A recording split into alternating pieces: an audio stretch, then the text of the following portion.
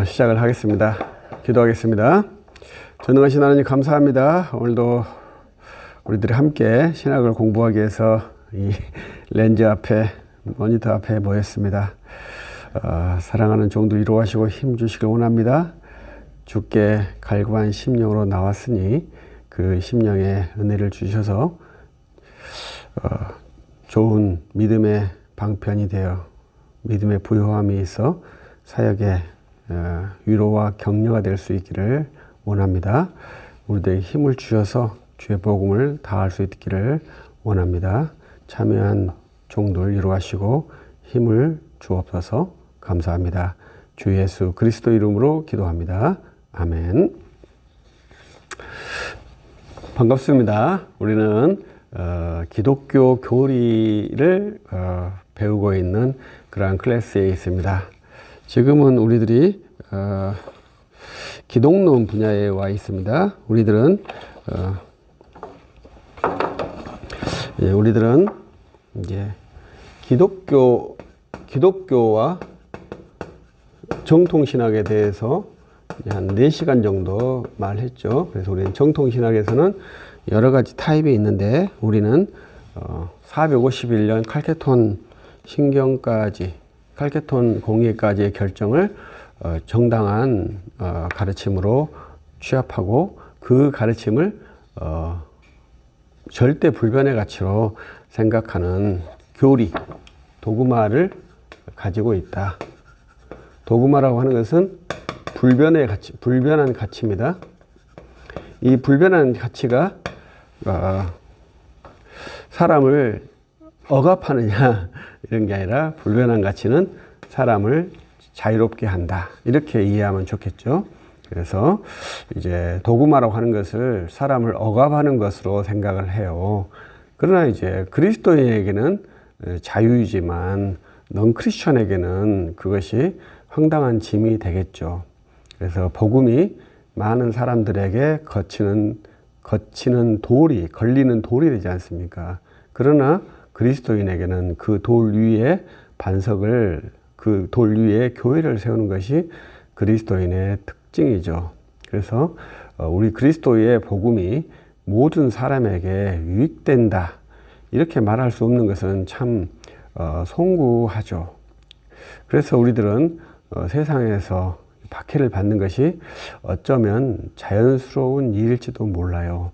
그러나 우리가 그 박해하는 세상을 미워하지 않고 또 싫어하지 않고 또 이상하게 생각하지 않고 오직 자기 일을 다 하는 그러한 그리스도인이다 이렇게 생각하시면 좋겠죠. 이제 어제 미국에서 트럼프가 대통령에 당선되었죠. 그래서 그 트럼프가 대통령에 당선됨으로써 세계의 경제 구도가 상당히 변화한다고 합니다. 그래서 여러분들은 트럼프가 대통령에 당선되니까 좋습니까? 좋지 않습니까? 트럼프가 대통령에 당선된 것은 그분의 일이죠. 우리의 일은 대한민국의 정사를 다루는 것도 아니고 세계 정사를 다루는 것도 아니고 오직 복음을 정진하고 복음을 증거하는 것이 우리의 일이죠. 그래서 우리가 세상의 일과 복음의 일 두 가지를 긴밀하게 이해를 해야 합니다. 그렇기 때문에 그것이 우리에게 관계가 없는가요? 관계는 있죠. 세상 일이니까요. 우리는 세상 일의 사물로 밥을 먹고 사는 그러한 사람이지 않습니까? 그런데 우리가 신학을 하거나 설교를 들을 때는 전혀 관계없는 것처럼 주장을 해요. 그럼 저 같은 순수한 사람은 진짜 그런 줄 알고 그렇게만 생각을 하는데 그렇지는 않죠. 우리가 먹고 사는 것은 육의 양식으로 사니까요. 우리는 지금 영의 양식을 공부하고 있죠. 그렇기 때문에 세상 일은 세상 사람에게, 우리는 하나님 일을 이렇게 구분하는 것처럼 말을 하지만 실제로 우리는 육의 양식을 먹고 사는 그러한 사람이고, 그러나 근본적인 답변은 하나님의 말씀으로 산다. 이렇게 되는 것이죠. 이 두 가지의 역학관계를 해소하지 못한답니다. 중세기까지는 맹목적으로 교회에 매이도록 해서 민중들이, 성도들이 알지 못하도록 그 유도를 했고요. 중세부터, 이제 개혁교회부터 그 갈등이 도입이 되었고, 그 갈등을 해소하려고 노력했는데 지금까지 500년 동안 해소시키지 못했어요. 그래서 뭐 가이사의 것은 가이사에게, 하나님의 것은 하나님에게, 이러한 원리를 말하지만 그것이 구체적인 디테일이 들어가서 정착되는 것은 또 다른 문제고, 그렇게 정착시킨 사례가 거의 없죠. 칼빈의 제네바가 대표적인 성공 사례이고, 또 청교도 혁명도 유사한 사례인데, 청교도 혁명은 폭력이 나왔기 때문에 기독교적 사물로 보기 어렵죠. 약속을 어기고 왕을 처형했지 않습니까?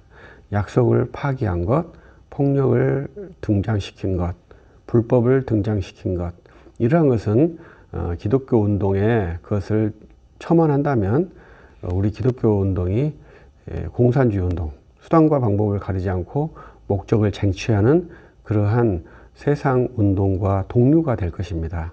우리는 오직 복음, 말씀으로 세상을 또 변화시키고 세상 속에서 생존하는 그러한 그리스도의 복음의 사람들입니다. 그러한 신학을 우리들이 연마하기 때문에 세상 일은 세상, 우리는 우리, 이렇게 훈련을 합니다. 우리들은 전문가들의 양육 방식도 똑같아요.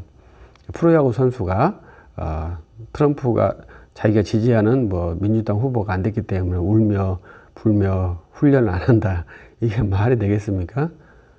그래서도 자기의 직무는 프로야구 스포츠의 능력을 키워야 되기 때문에 그 능력을 하는 것이죠.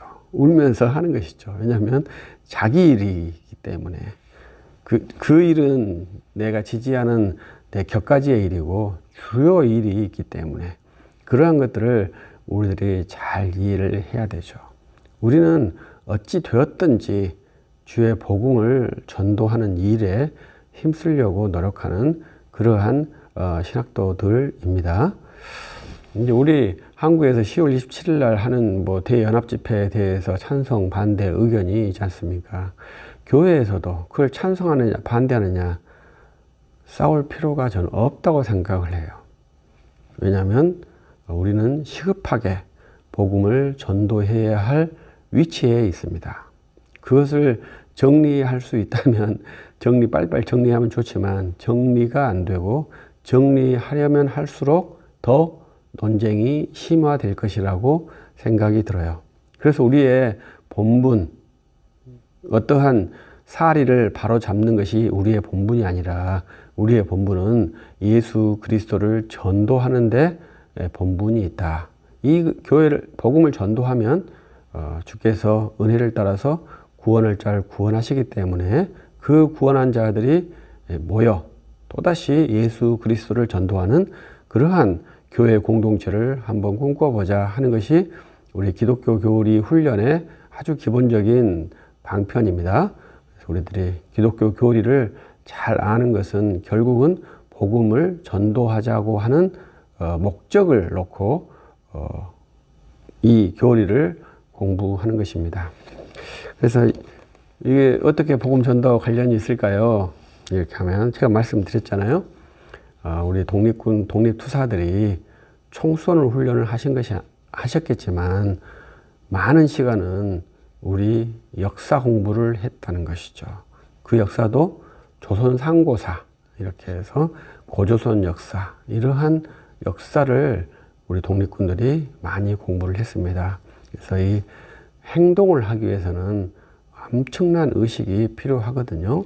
그 의식화 과정이 이제 필요한데 우리가 지금 그러한 의식화 과정 그렇습니다만은 이러한 신학 훈련을 통해서 우리들의 행동이 기민하게 발현되게 되어 있습니다. 사람은 그런 존재예요. 그래서 우리들이 많은 행동을 할 때 우리는 육체의 훈련을 하는 사람들이기 때문에 이 영혼의 훈련, 신학 지식을 취득해서 이 신학 지식이 내 몸에 들어오고 내 몸에 쌓이게 되면 이 지식이 행동이 될 수 있도록 하는 것이 우리들의 지식 훈련이죠. 그래서 이 지식이 쌓여서 행동으로 나갈 때 어떻게 나갈 것이냐? 예수 그리스도의 복음을 전도하는 대로 나가야 된다. 이것이 이제 제가 기독교 교리를 공부하는 것이고 여러분들과 함께 공부하면서 훈련하는 내용입니다. 그래서 여러분들이 신학을 딱딱한 학문을 많이 공부하면 공부할수록 어떤 현상이 발생하겠습니까? 복음을 잘 전도하겠죠. 이게 제 의도입니다. 근데 이렇게 했는데 전도가 잘 안 된다. 그럼 이제 제가 실패했던지 저는 잘했는데 여러분들이 오해했던지 둘 중에 하나가 되겠죠. 그래서 우리들은 신학을 열심히 공부하는데 신학을 공부하는 목적은 기독교 복음을 세우는 것인데 우리 기독교의 복음은 이 정통 신학 도구마다 불변하는 가치가 있다. 이러한 내용에서 구성이 되어 있고 이제 우리는 도구마를 삼위일체와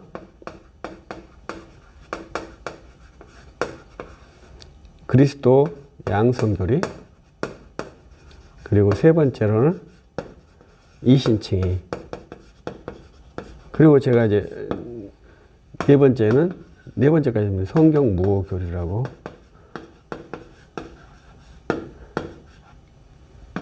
성경 무호 교리 좀 애매하죠. 여기까지는 우리 개신교 교리고요. 여기까지는 우리 이제 근본주의 섹션입니다. 우리는 이제 근본주의는 아니에요. 근본주의 안에 여러 가지 섹션이 있는데 그 근본주의 안에 있는 그러한 내용입니다. 그래서 이것을 이제 교리라고 말합니다. 그런데 이제 세 번째 이 이신칭의가 16세기에 발견되었느냐 이러한 주장이 있지 않습니까? 근데 저는 이 이신칭의는 사도행전 15장의 결정, 사도행전 15장 예루살렘 공의회에서 결정한 것, 믿음으로 구원을 얻는다. 이 내용이 이신칭이다. 그래서 16세기에 루터가 그러한 성경 교리를 반복한 것이지 루터가 스스로 무슨 교리를 만든 것은 아니다. 이렇게 말씀을 드립니다. 그리고 성경 무호는 상당히 애매하죠. 지금도 우리는 이 성경 무호는 이제 우리들이 말했듯이 계시 계속주의와 계시 중지주의가 있습니다. 성경 무호를 가진 사람들은 계시 중지주의를 할 수밖에 없습니다. 그런데 계시 계속주의를 한다면서도 성경 무호를 한다고 주장하시는 분들이 간혹 있죠. 그것은 이제 신학화가 좀 덜 되신 분이라고 봐야 되죠. 계시 계속주의에서는 성경 무호 사상이 두 개의 그 논리가 함께 할 수 없는 구조예요. 억지로 맞춰놓은 거죠. 성경 무호 사상은 반드시 계시 중지주의로 와야 합니다. 그래서 이번에 10월 27일 그 광화문 집회나 정광훈 그쪽 집회나 모두 계시 계속주의 성향이 강해요. 그래서 저는 이제 신학적으로 계시 중지주의 성향이 있기 때문에 그러한 것들을 여러분들이 잘 이해를 해 주셔야 됩니다. 저는 여러분들도 계시가 중지되었다. 이러한 명료한 신학 이해가 있었으면 좋겠어요. 그것은 이제 우리가 신학 서론에서 논의했습니다. 네, 또 다시 말씀드리면 훈련이 잘 안 되면 그렇으니까 말씀 다시 들으면 우리들이 그 꿈도 꾸고 병도 고치고 기적도 행하는데 그것은 하나님의 기적이 계속되는 거 아닙니까? 기적, 계시 똑같은 말이거든요. 근데 기적이 중지되었다고 이제 우리가 말하는 거잖아요. 다르다 이거죠. 어떤 점이 달라요? 거기에 계시적 의미가 있느냐 없느냐의 뜻이고, 이 계시적 의미가 있다는 것은 그 자체에 복음 전도의 도구가 될 수 있느냐 이러한 겁니다. 그걸로 복음을 전도할 수 있느냐 이러한 겁니다. 제가 기도했는데 병자가 나았어요. 기적이지 않습니까? 그러면 그걸로 복음을 전도하면 되느냐 이거예요. 그것으로 복음을 전도하면 안 된다는 겁니다. 그것이 중지주의의 기본적인 소양이에요. 다른 게 아니에요. 제가 꿈에 하나님이 놀라운 그 인도를 받았어요. 그 있을 수 있습니다. 우리 선교사님은 꿈에 저기다 물을 팔아 해서 지자수소 팠다는 그러한 간증, 보고도 있죠. 그러면 좋다 이거예요. 그건 내가 실제 그렇게 꿈을 꿨고 그렇게 해서 놀라운 행위를 했으니까요. 그러면 그것이 계시냐 이거예요. 계시가 아니라는 거죠. 그것으로 복음을 전도하면 안 된다는 거예요. 근데 우리 사람들은 그것으로 복음을 전도해 가지고 사람을 많이 모으죠. 그럼 예수님의 사례를 봅시다. 예수님께서 오병이어로 5천 명을 먹이니까 많은 사람들이 왔잖아요. 그런데 예수님께서는 그 무리들과 제자들을 빨리 분리시키고 자기도 그 무리를 떠나서 홀로 한적한 곳으로 가시잖아요. 왜 그랬습니까? 사람들이 말씀이 아니라 떡을 위해서 오니까요. 사람들이 말씀이 아니라 이 기적을 보고 기적을 위해서 오기 때문에 우리가 복음의 종교, 말씀의 종교를 추구하기 때문에 그 말씀을 보기 위해서 교회를 와야 되는데 기적을 보기 위해서 교회를 오니까 주님께서 그 자리를 떠나고 제자들도 그 자리에서 분리시킨 거예요. 그걸 잘 이해를 해야 되죠. 언제 우리 사도행전에 사도 베드로께서 성전 미문에서 그 안진뱅이를 일으키시니까 어떤 일이 발생했습니까? 5천 명이 몇천 명의 교회가 이루어졌지만 사도 베드로는 감옥에 가셨잖아요. 기적을 일으키고 행복한 적이 없어요. 다 고초를 당했어요. 쫓겨나고 그랬어요. 그런데 우리 현재 상황에서는 기적을 일으키면 사람들이 많이 모여서 해피하잖아요. 그건 성경 사례하고 전혀 맞지 않아요. 성경에서는 기적을 일으킬 때마다 고초를 당하셨어요. 그런데 사도들은 그 기적을 일으키고 싶었나요? 사도들은 기적을 일으키고 싶지 않았어요. 그런데 어쩔 수 없이 다윗을 위해서 기도했고 그래서 살아났고 그것은 모든 성도의 위로가 됐고 그리스도의 권능, 복음의 권능에 대한 표시였지 그걸 잡고 기도하는 것은 아니었어요. 그래서 우리들이 무엇을 잡고 무엇을 기도하는가 이런 것이 다 여기에 함축되어 있는데 그 사상이 성경 무오 사상입니다. 그래서 우리가 하나님을 섬길 때 가장 주의해야 할 것이 자기를 절제하는 것이죠. 자기를 드러내면 그것은 하나님 앞에 신성모독적인 행동이죠. 그래서 나를 절제한 훈련을 하는 것이 매우 중요하고 나를 많이 절제하면 절제할수록 유익하죠. 그것이 억압에 의한 굴종이 아니라 자발적인 절제이기 때문에 내가 이 진리에서 자유롭게 되는 것이죠. 그것이 복음이 갖는 매우 역설적인 내용이죠. 내가 절제를 하는데 자유로워지는 그러한 놀라운 세계가 복음에 있습니다. 그런 것이 이제 교리를 말했고 우리들은 신학서론 아까 말했듯이 계시와 성경의 이해 그 다음에 신론 그리스도의 신성의 삼위일체 이해 인간론 죄인으로서의 인간 그리고 하나님과 인간의 관계의 커넥터 원래 이제 교회였는데 우리들은 이제 언약으로 다시 세팅을 했죠. 그래서 하나님과 인간이 만나는 접촉점이 어디냐 했을 때 저는 교회의 예배라고 생각을 해요. 가시적이잖아요. 언약은 비가시적입니다. 그 다음에 우리가 이 시간에는 이제 기독론, 그 다음에는 구원론, 그 다음에 교회론, 그리고 종말론. 이렇게 하나, 둘, 셋, 넷, 다섯, 여섯, 일곱. 7개 항목이 조직이에요. 조직. 이것을 조직 신학이라고 해요. 7개로 나누어진 것을. 그래서 이런 거 시스템적으로 했기 때문에 조직 신학, 시스템 테올로기라고 하고 또 교의학이라고 합니다.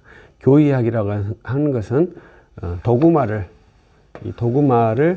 이게 교의지 않습니까? 근데 교의학, 도구매틱, 이게 교의학이 되는데 이것은 이제 이걸 훈련을 해서 어디로 간다는 거예요? 이리로 가기 위해서 훈련을 한다고 봐야 되죠. 그래서 이 복음을 내가 자유케 된 이 복음을 전도하려고 하는 것이 우리의 훈련이죠. 그래서 이 복음의 전도를 우리가 어떻게 잘할 것인가 상당히 어려운 일이라고 생각합니다. 그래서 저는 우리 교우들에게 1분 스피치, 1분 안에 복음을 전도할 수 있는 훈련, 항상 1분 스피치를 할 수 있는 그러한 것, 10분 스피치, 10초 스피치, 30초 스피치, 1분 스피치, 이러한 것들을 하도록 계속 훈련을 해요. 그것은 말을 이렇게 축약할 수 있는, 용축할 수 있는 그러한 능력을 갖는 것입니다. 그래서 우리는 이제 기독론에 와 있습니다. 우리가 복음을 전도할 때 복음은 예수 그리스도를 전도합니다. 그래서 기독론이니까 기독론에서 예수 그리스도를 논한다. 이렇게 생각할 수 있지 않습니까? 그러나 모든 이 분야에서는 다 예수 그리스도의 이해가 있어요. 우리가 신학소리로는 계시와 성경에 대해서 논의했지 않습니까? 그때 이러한 계시가 발생될 수 있게 하는 것은 결국은 보이는 계시, 성육신이 일어났기 때문에 그런 것이고, 그래서 이제 신론이 학문화가 된 거예요. 왜냐하면 유일신이었다면, 다신론이었다면 학문화가 될 수가 없죠. 왜냐하면 모든 게 다 가능하니까요. 그러나 우리는 규범화된 신론을 가지고 있지 않습니까? 그것이 이제 삼위일체라고 하는 것이고, 이것은 매우 독특하기 때문에 이 형성 과정이 역사적으로 명료해요. 성경에는 성부와 성자와 성령이라고 하는 그러한 세 위격, 세 이름이 등장하고 있고, 이 세 성부, 성자, 성령이 세 분이신가, 이러한 논란이 가능하죠. 그러나 정통교회는 셋이 한 실체이시다. 그렇기 때문에 삼위일체가 되는 것이죠. 그런데 교회는 본래 예수 그리스도를 믿었기 때문에 예수 그리스도가 참 하나님이시냐, 이러한 걸로 논의를 했습니다. 그래서 참 하나님이시다. 그렇다면 성령은 어떤 분이시냐? 성령도 참 하나님이시다. 그렇게 해서 아버지와 아들이 동일 실체이시고 성령도 참 하나님이시다. 이렇게 결정된 것이 381년 콘스탄티노플 공의회의 결정의 고백의 내용입니다. 그래서 그러한 것이 신론이고, 그 하나님의 속성, 이런 것들을 논한 것이고요. 인간론은 죄인인 인간. 죄인인 인간이라는 것은 하나님을 반역한 인간의 습성, 인간의 형상을 말하는 것인데요. 이러한 것은 주님을 반역한 것이고, 주님께서 회복해야 할 인간의 형상을 말하는 것이죠. 그리고 언약의 구도, 그리고 우리는 특별히 문화관, 세상 속에서 우리가 사는 기독교 윤리의 체계까지 인간론에다 넣어서 약간의 시도를 했습니다. 그리고 우리 기독론에 와 있고요. 이 기독론은 이제 그리스도의 성육신, 그리고 그리스도의 십자가, 그리고 그리스도의 삼중직, 이러한 것을 논하는 것이 이제 기독론의 내용입니다. 그래서 우리들이 기독론의 내용은 상당히 재밌어요. 저는 이제 개인적으로 서철원 교수님의 기독론이 상당히 좋다라고 말씀을 드리고 싶은데요. 근데 저는 이제 우리 책에 있는 기독론은 이렇게 대조시키는 항목이 많았어요. 그러나 이제 개정 증보를 하면서 이제 여러 가지 칼럼들을 다시 여기다 첨언하면서 배열을 해놨는데요. 이제 우리는 대조시키는 훈련을 많이 합니다. 보통 조지신학은 이렇게 나열하는 그러한 방식으로 텍스트가 전개되는데, 저는 지금 대조시키는 방향을 해서 우리가 진영에 서 있다, 이러한 것을 훈련하는 그러한 방식이에요. 그래서 저는 좋은 그리스도인, 바른 그리스도인, 이렇게 생각하지 않도록 훈련을 시키는 사람이죠. 그래서 나의 진영이 어디인가를 알도록 훈련을 시켜요. 그래서 나의 위치가 어디냐, 내 성향이 좋냐 나쁘냐, 이건 중요하지 않고 내가 어디에 서 있느냐, 이걸 파악하라, 이걸 훈련을 시키는 사람입니다. 그래서 이제 분별이라고, 내 위치를 파악하기, 이러한 것이 저가 훈련을 하는 중요한 것이고, 나는 그러면 어디 있고 당신은 지금 현재 어디 있는가. 그래서 제가 이야기를 해보면서 당신은 이러한 부분에 있는데 이러한 위치가 당신에게 옳으냐 그러냐, 이렇게 생각해서 옳으면 그 위치에 있고 그러면 그 위치를 떠나야 될 거 아닙니까? 이러한 것을 이제 결정하도록 훈련을 하는 그러한 사역자죠. 근데 우리는 보통 성향을 주려고 하잖아요. 바른 그리스도인이 돼야 된다, 좋은 그리스도인이 돼야 된다, 옳은 그리스도인이 돼야 된다, 정의로운 그리스도인이 돼야 된다. 이건 다 뭐예요? 성향이거든요. 이 성향은 저는 큰 의미가 없어요. 그래서 어느 위치에 있느냐, 이게 매우 중요하다고 생각을 해요. 그래서 저가 이제 두 개로 나누는 것은, 우리가 여러 개의 섹션이 있습니다. 그러나 일단 크게 두 개로 나누는 것은 쉽게 분별시키기 위한 훈련이에요. 그래서 내가 어느 위치에 있는지, 이쪽에 있는지 이쪽에 있는지 두 개의 신학을 계속 대조시키면서 내가 있는 위치를 알도록 하게 하고, 그러면 이쪽 위치에서 하는 말이 있고 이쪽 위치에서 하는 말이 있다는 거예요. 두 말이 달라요. 그렇기 때문에 그 말을 정확하게 판단할 수 있는 훈련을 하면 저는 신학 분별이 잘 될 것이라고 생각을 해요. 그런데 이제 신학화가 되지 않는 사람들은 말을 어떻게 하겠습니까? 임의적으로 해요. 좋은 말로 임의적이고, 우리 속된 말로 하면 지 마음대로 말을 하는 거예요. 지 마음대로 말하는 것은 뭘 못하죠? 판단을 못해요. 증언 능력이 없어요. 그러한 말들은 좀 외람되지만 쓰레기 같은 말이죠. 들어서 아무 필요가 없어요. 그 말을 들으면 들을수록 짜증나고 나를 혼돈하게 하고 나를 열받게 하는 그러한 말들이에요. 근데 우리들이 좀 외람된 표현들면은 우리 아주머니들이 이렇게 방 안에 누워가지고 하루 종일 하시는 그러한 이야기들, 그런 이야기들은 어떤 이야기일까요? 막 깔깔깔 호호호 웃으면서 하시는 이야기들은 잡담이라고 봐야 되죠. 그 잡담이라는 것은 뭐예요? 진영의 논리가 없이 그냥 마구마구 이야기를 하는 거예요. 이제 그런 것은 소비죠. 시간을 소비하는 것이죠. 시간을 헛되이 소비하는 것이기 때문에 잡담을 하기도 합니다. 저희들 목사들도 만나면 밤새도록 잡담을 해요. 인간이기 때문에 어쩔 수가 없죠. 그러나 이제 우리가 항상 정자세로 딱 사는 게 아니잖아요. 우리들이 어쩔 때는 일탈도 하고 엉뚱한 행동도 하고 그러면서 사는 것이죠. 그것이 이제 인간이잖아요. 우리는 기계가 아니잖아요. 그러나 우리들이 훈련을 하는 것이기 때문에 우리들은 진영 논리의 진영의 언어를 잘 이해를 해야 합니다.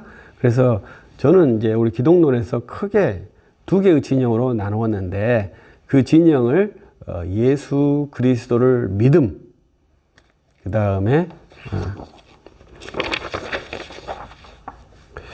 다음에 예수 그리스도를 본받음, 이렇게 먼저 진영화를 구도를 했어요. 그래서 예수 그리스도를 여러분은 본받겠습니까? 예수 그리스도를 믿으시겠습니까? 어떤 분의 설교에 신자와 제자를 구분시키는 분을 봤어요. 그래서 신자는 약간 저등하고 제자가 훨씬 더 탁월하다. 이러한 식의 내용이었어요. 근데 저는 거꾸로 말을 하죠. 신자가 최고고 제자는 또 말하겠습니다마는 가능하지 않다는 거예요. 그래서 우리들은 이 신자와 제자의 사이를 잘 이해를 해야 합니다. 당신은 누구입니까? 나의 정체성이 뭐예요? 내 정체성이 뭔지를 말하는 훈련이 이 진영에 있어요. 그러면 내가 이 진영에 있다, 이 진영에 있다. 그러면 진영마다 워딩, 말이 다르기 때문에 그 말을 정확히 하면 이제 이 진영에 속한 사람이 되겠죠. 북한 사람이 우리나라에 간첩으로 오고 또 우리나라 사람이 북한으로 간첩으로 갈 수도 있잖아요. 그러면 북한 사람이 우리나라에 와서 북한 말로 간첩 행위를 하면 되겠습니까? 또 우리나라 사람이 북한에 가서 우리나라 말로 간첩 행위를 하면 되겠습니까? 그건 불가능한 일이죠. 그래서 우리들이 진영에 있다고 하는 것은 언어가 같은 거예요. 그런데 우리 모두가 다 북한 사상을 동조해가지고 북한 찬양을 하는 언어로 도색이 되어 있으면 대한민국은 대한민국이겠습니까? 북한이겠습니까? 그건 북한이죠. 그건 똑같은 거 아니겠습니까? 그래서 그 워딩을 계속 바꾸는 일을 하는 거예요. 그런데 우리들은 그러한 세속적인 문화 코드가 있지 않고 영적인 은혜에 있기 때문에 의식이 조작이 안 돼요. 그러나 세상은 의식이 조작이 됩니다. 그래서 그것을 특이한 일입니다만은 사람이 대중의 선동이 되는 것이 그 의식의 조작이 되는 거기 때문에 그래요. 우리는 그러한 의식을 조작하는 것을 매우 싫어합니다. 내 의식을 지배하는 것을 매우 싫어해요. 내 의식을 지배하는 것은 오직 주 하나님 뿐이신데 그것도 내가 스스로 주님 앞에 무릎을 꿇음으로 의식이 내 주님을 영접하는 것이지 어떠한 강압에 의해서 내 의식이 지배되는 것은 결코 용납이 안 돼요. 그래서 우리들이 독재를 매우 싫어한답니다. 그런데 우리 교회가 독재에 편승할 때가 있은 것이 매우 큰 아픔이죠. 우리 한국교회가 가지고 있는 아픔. 여기 이 글에는 제가 넣어놨어요. 우리 한국교회가 1945년 해방되면서 우리 그 45년 전에 했던 신사참배의 세력이 있어요. 그 세력이 우리 한국 사회의 주요 세력이거든요. 그것은 피할 수 없는 겁니다. 그래서 독재 세력에 편승했던 그런 보수주의들만 신사참배에 호응한 게 아니라 독재 세력에 항거했던 진보 세력도 신사참배에 주도적으로 참여했던 분이에요. 그래서 모두가 다 신사참배에 참여했던 분들이에요. 우리 사회의 주류라고 봐야 돼요. 그러면 우리는 어디에 서야 할까요? 우리는 오직 믿음에 서야 되지 않겠습니까? 좌냐 우냐 이것은 세상의 가치고 우리는 오직 믿음 위에 서서 복음을 전도해야 되죠. 그래서 그러한 아주 냉철한 판단에 서야 하죠. 그러나 우리들은 또 그럼에도 불구하고 좌냐 우냐 한쪽에 서야 되는 그러한 현실적인 요구에 서야 되죠. 그래서 우리들이 딜레마에 빠질 수밖에 없는 것이죠. 그래서 어찌할 수 없지만 내 입술에서는 주 예수를 믿는다고 고백하겠다. 나는 주님을 믿는다고 고백하겠다. 주님을 닮는다고 말하지 않겠다. 주님을 따른다고 말하지 않겠다. 주님처럼 주님의 십자가를 지니까 주님의 십자가를 따른다고 말하지 않겠다. 나는 주님의 십자가만 지고 주님을 믿는다고 말하겠다. 이 훈련이 오늘 저가 여러분들과 함께하는 대표적인 주요 전체 공부하는 내용이 저는 예수 그리스도를 믿는데 포커싱이 되어 있어요. 그래서 예수 그리스도를 믿도록, 그래서 신학 서로이나 다 모든 것이 예수 그리스도를 믿도록 훈련을 시키는 거예요. 그래서 여러분들이 이 클래스에서 내가 예수 그리스도를 믿는다. 이것을 주저하지 않고 두려워하지 않고 예수 그리스도의 복음을 전도할 수 있으면 저는 제 존재 목적이 성공이라고 생각을 해요. 그래서 저는 예수 그리스도를 믿도록 훈련하는 그러한 교관입니다. 그래서 여러분들이 예수 그리스도를 믿고 예수 그리스도를 닮는다 이러한 말씀이 진영에 이렇게 두 개로 나눠졌구나 이렇게 이해하시면 신학계를 금방 파악할 수 있을 거예요.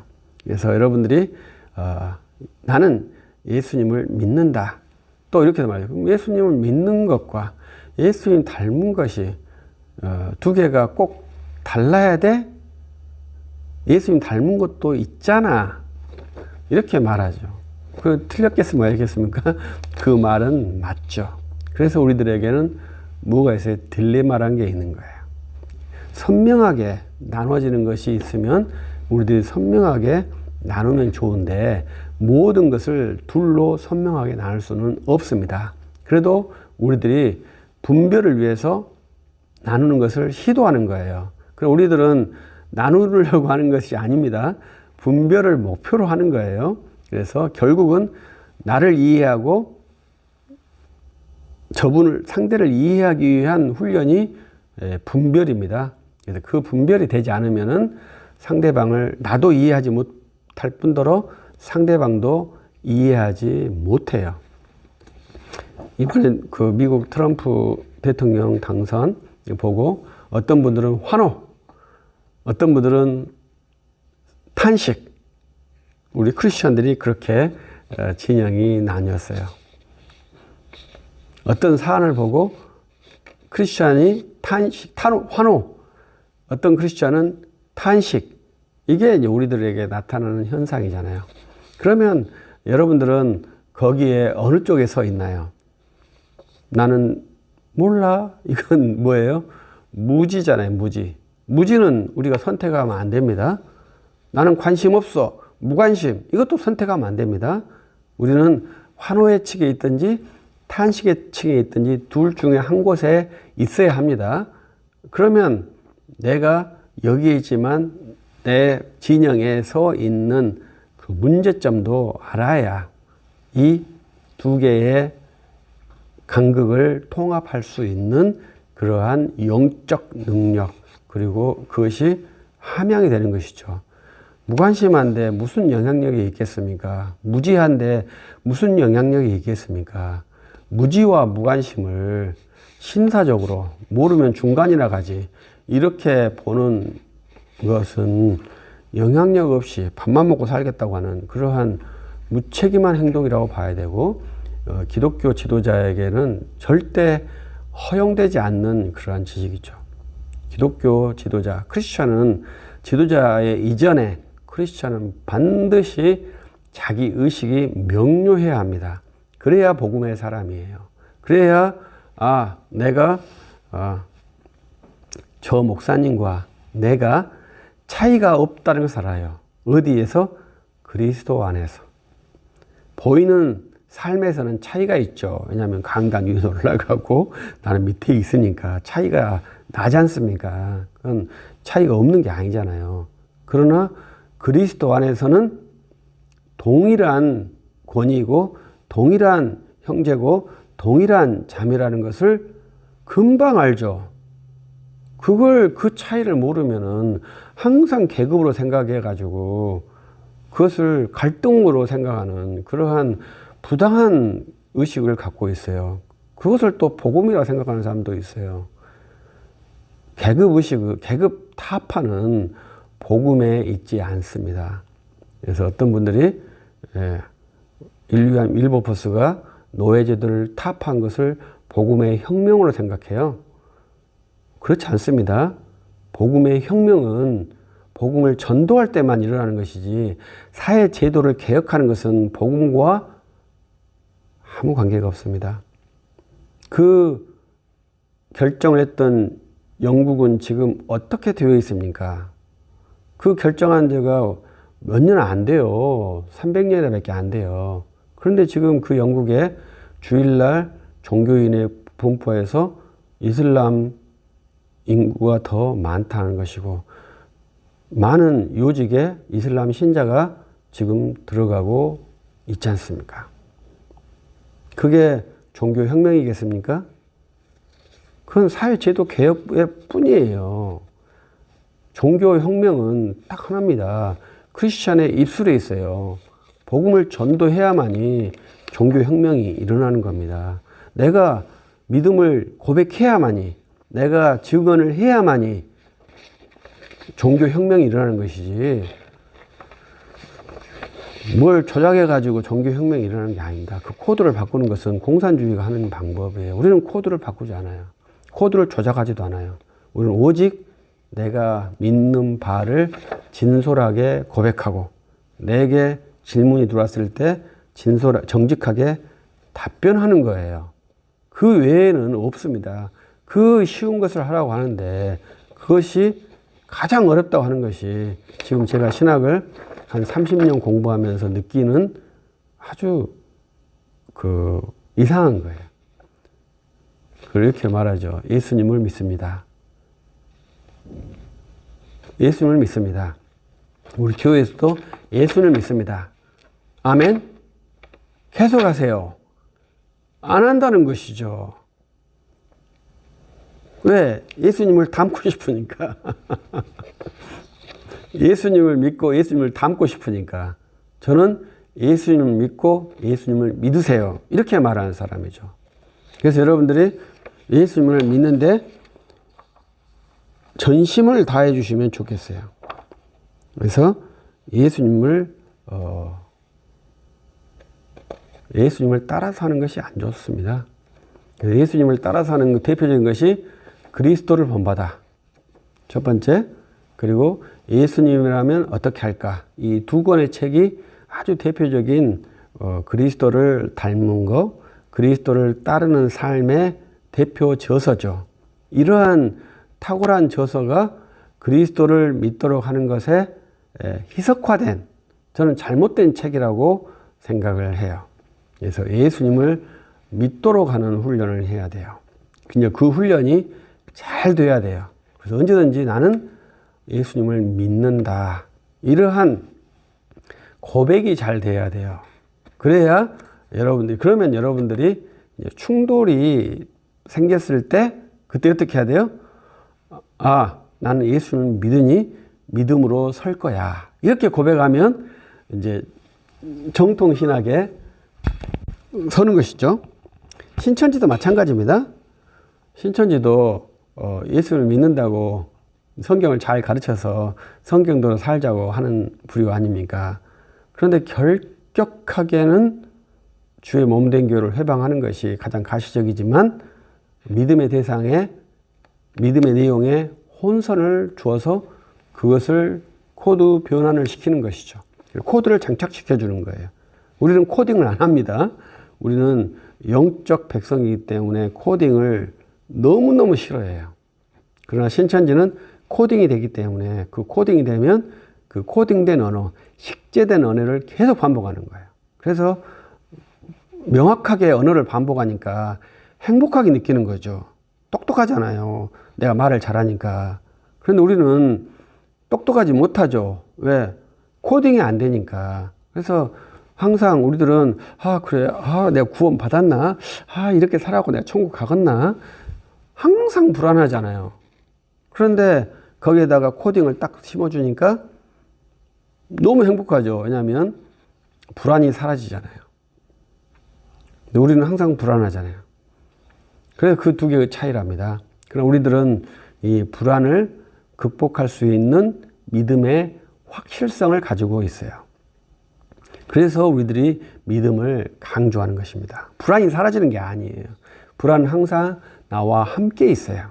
그러나 믿음의 확실성이 강하게 얘를 통제하기 때문에 하는 것이죠. 왜 불안하지 않겠어요? 통장은 마이너스로 가고 빚은 증가하는데 거기에서 어떤 양심이 잘 버티겠어요? 그러나 우리는 믿음의 확실성을 가지고 살아간답니다. 그러나 예수님을 닮아가면 닮아감에 희열이 있어요.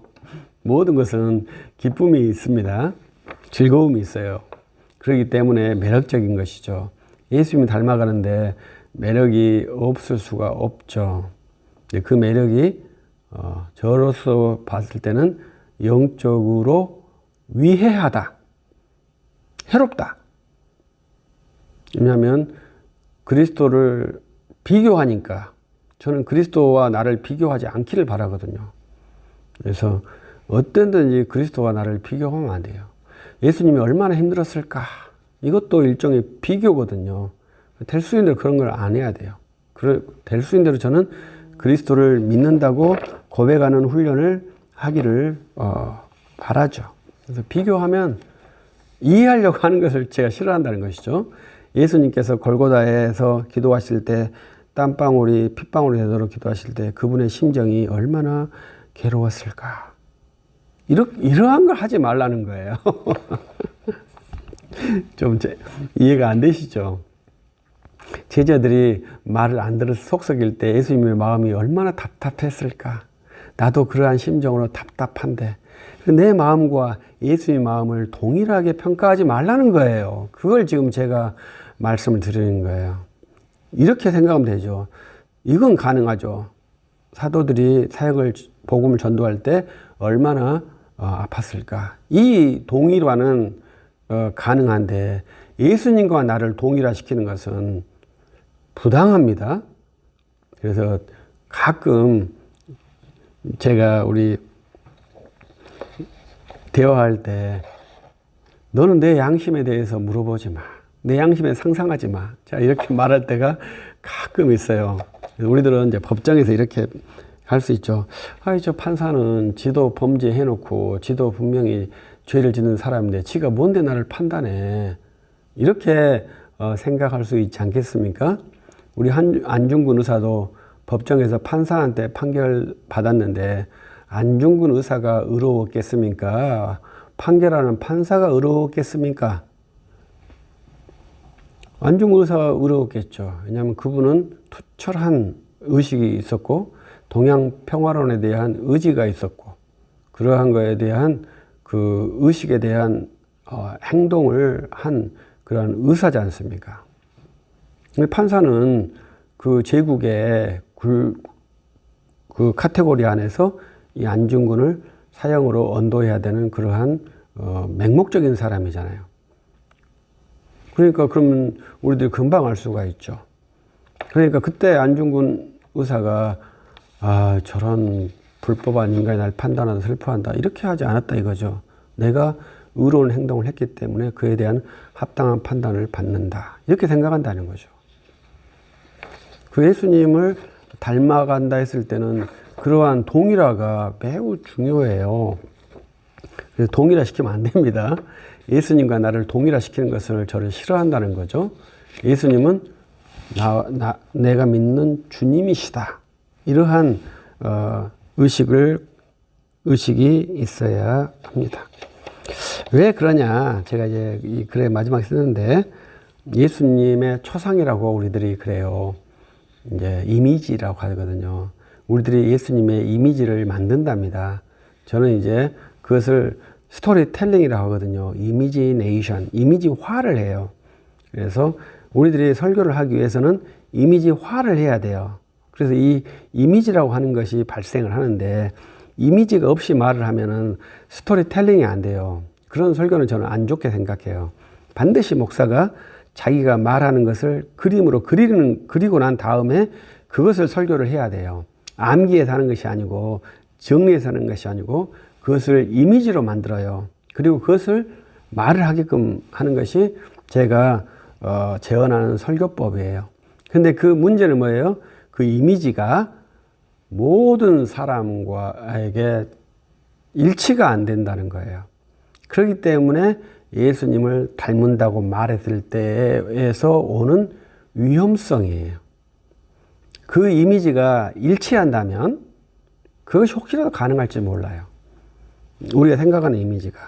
그것은 20세기 와서 비트겐슈타인이라는 사람이 그걸 완전히 정리해 버렸어요. 내가 보는 저 사물을 우리가 코끼리를 볼 때 코끼리의 귀를 보고 코끼리의 다리를 보고 코끼리의 꼬리를 만지면서 설명한다 하잖아요. 그러면 그 코끼리가 코끼리냐 이거예요. 그것이 매우 어려운 거잖아요. 근데 우리가 예수님을 이미지화할 때 그렇게 파편적으로 이해하는 이미지거든요. 근데 그 이미지를 내가 설교를 해요. 그래서 그 설교에 위험성이 있죠. 그러나 내가 강한 확신과 위로와 사명을 가지고 그 복음을 전도할 때 성령께서 역사하셔서 그 이미지를 받은 성도는 또 다른 이미지로 그 설교를 받아요. 그래서 그 다른 이미지를 어떻게 수용했는지 확인하는 과정이 저는 성도의 교제라고 생각을 해요. 동일한 이미지가 발생하는 것은 누군가 양보했거나 누군가 압제를 당했거나 하는 거예요. 절대 동일한 이미지가 발생하지 않아요. 그러한 것들을 우리들이 잘 이해를 해야 합니다. 그래서 성도의 마음이 하나가 된다? 불가능하죠. 어떻게 성도의 마음이 하나가 된답니까? 같은 언어, 같은 말을 써요? 그건 억압하는 거죠. 누구나 내 말을 써야 되고 내 믿음을 가지는 것이지 어떻게 같은 말을 쓰게끔 한답니까? 그건 매우 위험한 말이죠. 나를 통제하는 말이잖아요. 나는 누구도 나를 통제하지 않는다니까요. 누구도 나를 통제해서는 안 돼요. 국가도 누구도 하나님도 나를 통제하지 않아요. 그런데 누가 나를 통제한답니까? 그건 진짜 황당한 일이죠. 그리스도인에는 할 말이 아니에요. 그래서 우리는 그러한 의식을 정확하게 갖는 복음의 사람, 예수님을 믿는 사람은 그렇게 돼요. 그러나 예수님을 닮은 사람은 같은 말과 같은 행동을 하려고 노력을 할 겁니다. 우리는 될 수 있는 대로 나의 생각, 나의 고백을 하려고 노력을 해요. 그러나 그것이 그리스도 안에서 아름답게 화합이 된다는 것을 알아요. 다 각자 다양한 은사 속에서 은사가 그리스도의 이름으로 하나가 되는 유기적인 공동체가 되는 것이 교회라는 것을 알아요. 같은 모양으로 하나가 되는 교회를 그건 유기적인 교회가 아니죠. 그것은 코딩화된 교회라고 봐야 되죠. 그러한 교회는 그리스도의 교회로 보기에 적합하지 않죠. 그래서 그리스도를 닮아야 된다, 아니 믿어야 된다, 꼭 기억해 주시고요. 두 번째로 제가 썼던 글은 예수님의 제자를 삼을 수 없다입니다. 그래서 우리들이 어떤 분이 제자와 교육을 했죠. 그래서 제자와 교육이라는 것이 피상적인 말이에요. 그래서 이것을 좀 더 구체적으로 예수 제자 만들기 운동 이렇게 말을 했답니다. 제가 이 말을 들으면서 상당히 저는 예수를 믿는다 생각하니까 좀 특이한 거예요. 그래 또 말하죠. 당신은 성도입니까? 제자입니까? 성도가 훌륭한 거예요? 제자가 훌륭한 거예요? 우리는 성도입니다. 바울 서신 봐보세요. 제자란 말이 나옵니까? 거기에? 다 성도라고 그러잖아요. 근데 왜 제자라고 말을 하죠?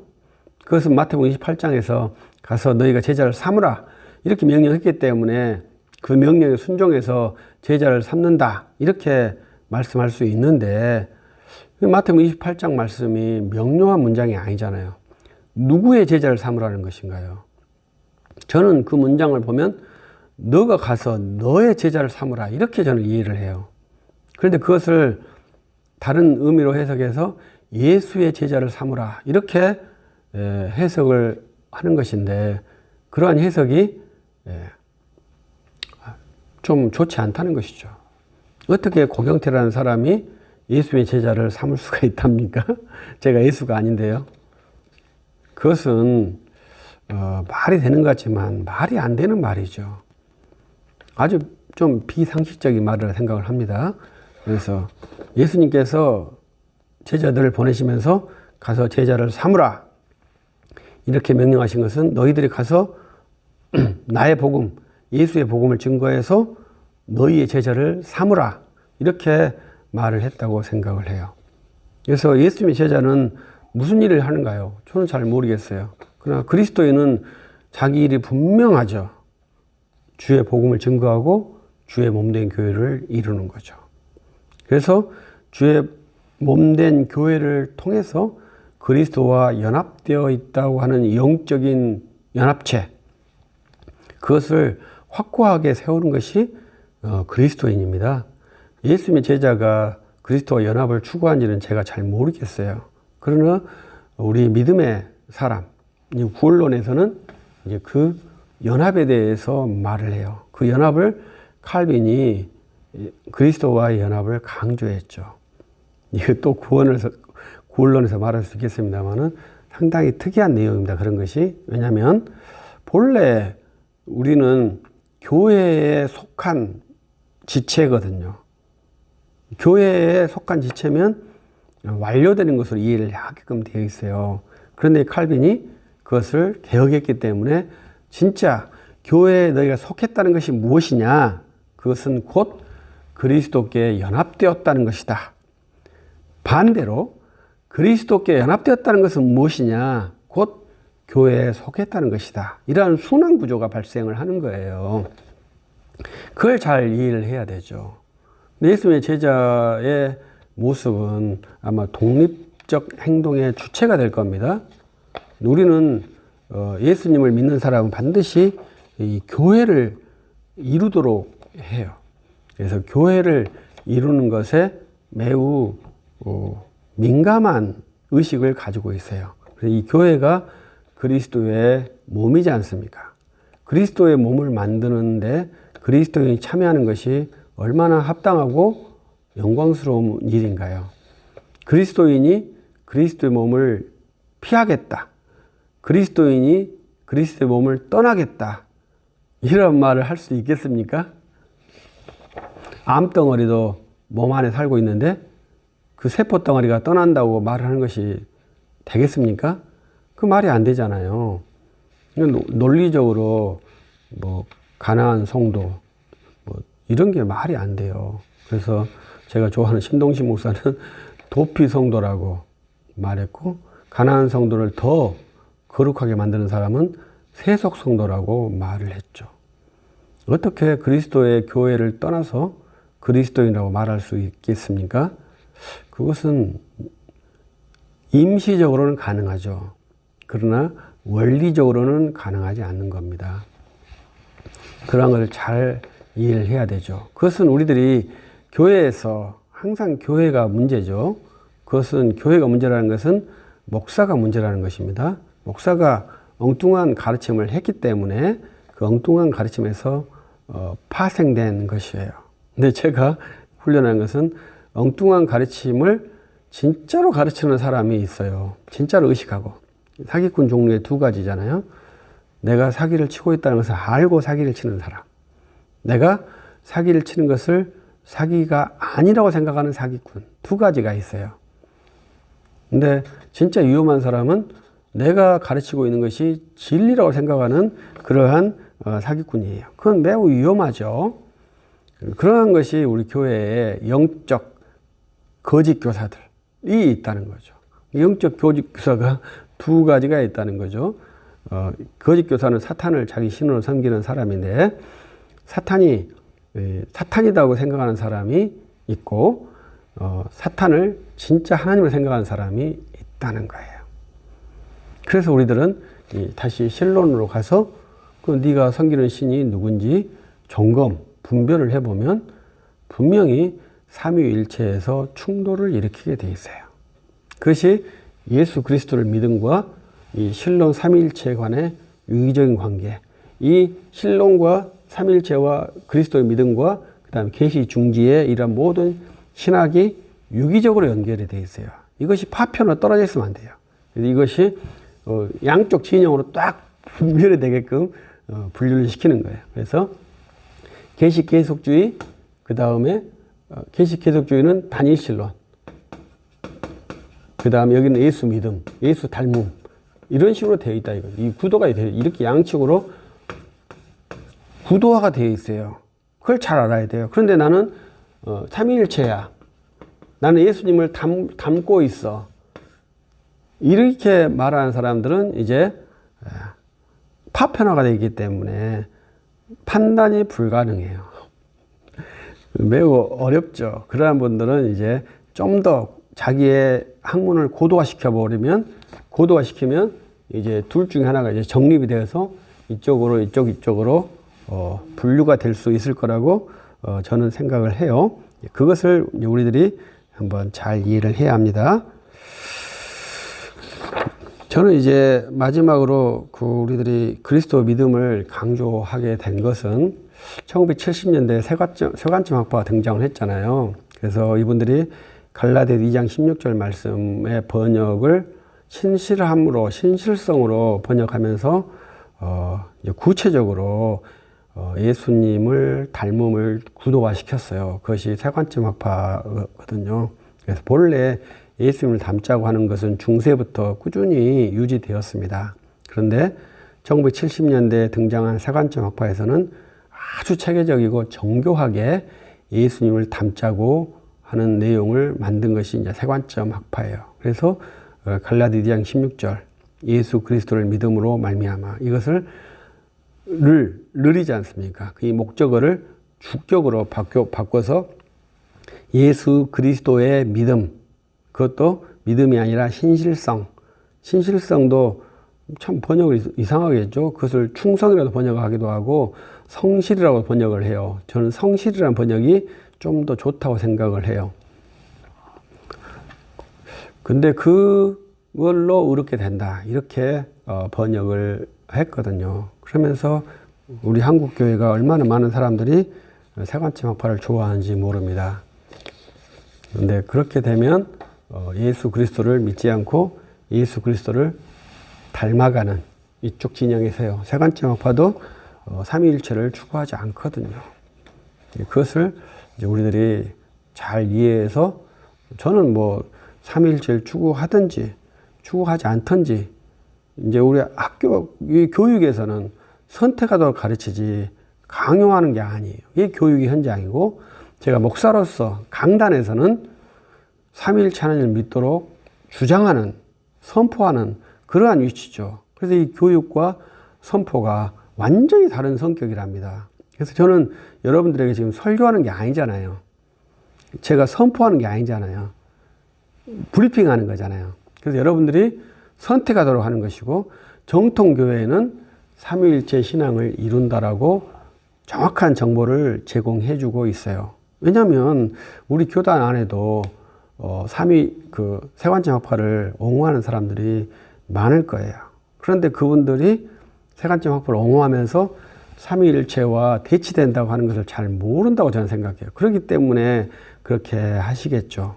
그러나 저는 이 삼위일체를 거부하는 체계라고 저는 분류를 하거든요. 그걸 이제 저는 아직까지 증명을 못해요. 제가 증명하려고 하는 것은 이제 칼 발트 신학이기 때문에 그렇습니다. 그러나 이제 이 기독론에서는 이제 갈라디 2장 16절 말씀을 번역을 그렇게 하면서 아주 맹렬한 도전을 줬어요. 많은 신약학 교수님들이 그리스도를 믿음이 부당하다고 논문을 많이 발표했어요. 참 아쉽죠. 그러나 저는 주의 성령으로부터 임한 고백, 예수 그리스도를 믿는다고 하는 고백을 타협하거나 후퇴할 마음이 없는 사람이에요.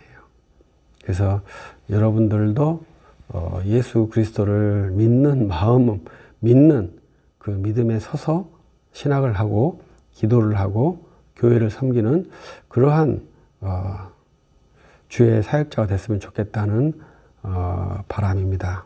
그래서 이 기독론에서는 예수 그리스도에 대한 성육신과 십자가의 지식을 말을 해야 되는데 지금 우리들에게 가장 긴박한 도전은 예수 그리스도를 믿을 것인가, 예수 그리스도를 따를 것인가, 이러한 도전이라고 생각을 해요. 그랬을 때 여러분은 주저함 없이 복음을 부끄러워하지 마시고 예수 그리스도를 믿는다고 말할 수 있으면 좋겠습니다. 기도하겠습니다. 전능하신 하나님 감사합니다. 우리에게 은혜를 주셨습니다. 신학의 연마의 장에 속하게 주셨습니다. 우리들이 이 긴박한 상황에서 그리스도의 복음을 온전히 영접하고 믿음을 고백할 수 있도록 은혜를 더해 주옵소서. 주께 주신 성령으로 말미암아 담대하게 믿음의 주이신 예수 그리스도를 고백한다고 고백하며 전도할 수 있는 성령의 사람, 권능의 사람이 되도록 인도해 주옵소서. 감사합니다. 주 예수 그리스도 이름으로 기도합니다. 아멘. 마칩니다.